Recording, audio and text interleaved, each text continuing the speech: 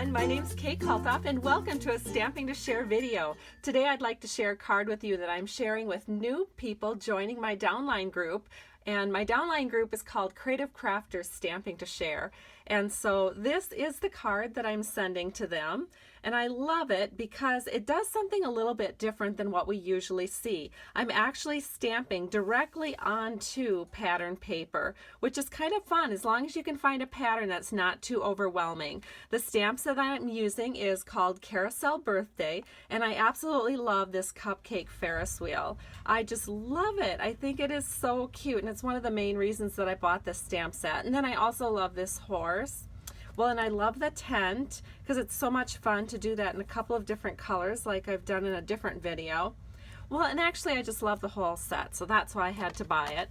And then the All Things Thanks had a sentiment that I was really excited about getting, and it's thanks for joining us. So I can send this to people who maybe have never come to one of my events before. I can send it to new downline members. I just love it. And so let's go ahead and get started creating this card.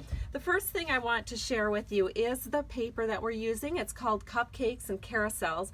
And again, what I look for when I'm going through a pack of designer series papers, if I know I want to stamp directly on it, I look for a pattern that's not too busy and not too bright or too dark in color. Now, one thing I love about this paper pack is that it uses the Bermuda Bay and the Watermelon Wonder frequently throughout these papers, and those are two of my favorite colors. But the pattern that I chose to go with today is this one. You can see it's kind of a So Saffron, and it has just a little bit of pattern in it, but not too much to take away from some stamping. And so we're going to start with our card base. This is Early Espresso, and it's 5.5 by 8.5, and then I've scored it at 4 1/4. So I'm just going to take my bone folder and fold that along the score line and give that a good press so that it will lie flat for us. The next thing I'm going to do is our inside panel, which is very vanilla.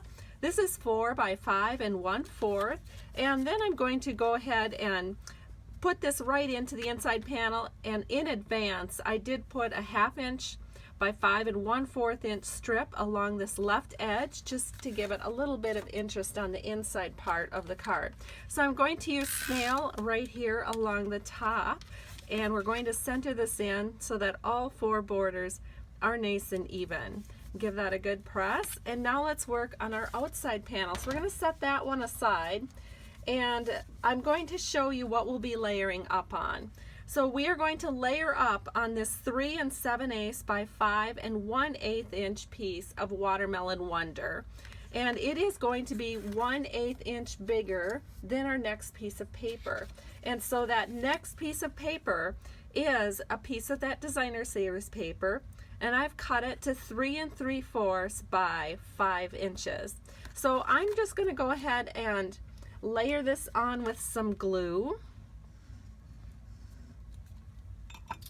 and then we will go ahead and do our stamping.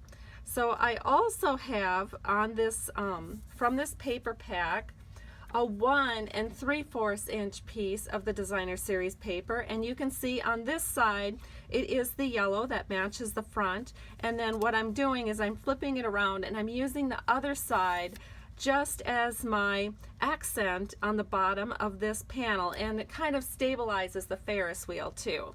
So I'm just going to set this off to the side because I'm going to use it as a guide so I know where to stamp the Ferris wheel. So here is my Ferris wheel. I'm going to ink that up with Early Espresso ink. Just going to give that a nice good inking, because we want this to be as bold as possible. So it might be a good idea, if your ink pads have not been inked in a while, to go ahead and do a little inking before you start this card, just so you have something that's nice and bold. So we're going to press this down, and I'm just going to let this sit here a second so that it has a chance to soak into the paper. That's important when you're stamping with a paper like this where it has a little color on the background. You don't want to be too quick to lift it away. And that looks like it turned out really nice. It's nice and bold, and it still lets our background show through, but it's not overwhelmed by the background. So now we'll go ahead and we'll take this panel And I'll just put some glue on the back of that, and then we're going to scoot this right here. And that sort of gives our Ferris wheel just a little bit of a base, so it doesn't look like it's really floating off into outer space. And so now we're going to do a ribbon wrap, and so I have some Bermuda Bay stitched ribbon, and this is 1/8 inch wide. I'll just take a scissors here and trim this. And then the other thing I'm going to do is tie a bow. I'll be attaching the bow with the glue dot. Now, someone told me that I could never teach them. I mean, I think I've taught them, but they said a review never hurts. And so to do the bows, I just make a loop, just like this. Then I take this longer strand that's still attached to the spool. I bring it around to the back, and then I bring it through that back loop there behind my finger. And I just go ahead, and then I just shape the bow to the size that I want it to be. Give it another little press, and then we can just trim up those ends. And so I find that making bows is just something that you have to practice with, and once you've done it a few times, sometimes you need to review a video or something to remember, but over time you will remember how to do it. I know I had a lot of trouble too in the beginning when I first started stamping. It seemed like people could whip those bows out so fast, and they would do it so fast that I could never figure out how they do it.